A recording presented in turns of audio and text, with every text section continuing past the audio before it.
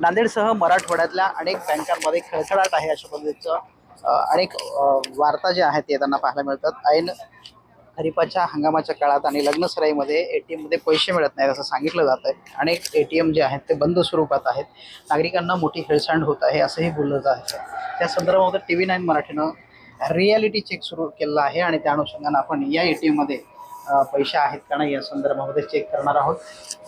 इथे ऑलरेडीच इथे कस्टमर आहेत। काय सांगाल, या एटीएम मध्ये आला तुम्ही सगळा व्यवहार केला, काही पैसे निघालेत का मिळालेत का तुम्हाला?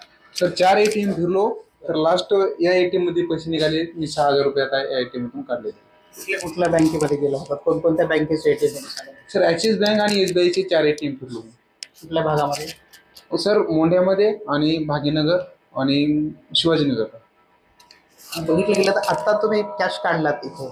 हो सर। किती निघाला? काही मर्यादा वगैरे दाखवल्यात? लिमिट वगैरे काही दाखवलं नाही सर। बँकेमध्ये गेलं तर लिमिट दाखवतात सर, पैसे पण देत नाहीत। मिळत नाहीत का बँकेत? मिळत नाही। 10 आणि 20,000 रुपये मिळतात असे बोलतात, 50,000 पण देत नाही।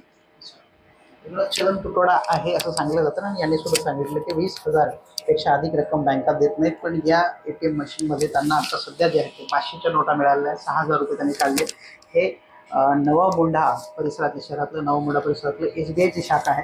यापूर्वी सुद्धा आपण रिअलिटी चेक केलं ते शिवाजीनगरच्या SBIच्या शाखेमध्ये 500 रुपयाच्या नोटा निघाल्या होत्या। पण काही ATM मध्ये पैसे मिळत नाहीत अशा तक्रारी सगळे जे आहे ते ग्राहक करताना पाहायला मिळतात। व्हिडिओ जर्नलिस्ट गणेशसह गजानन देशमुख, TV9 मराठी, नांदेड।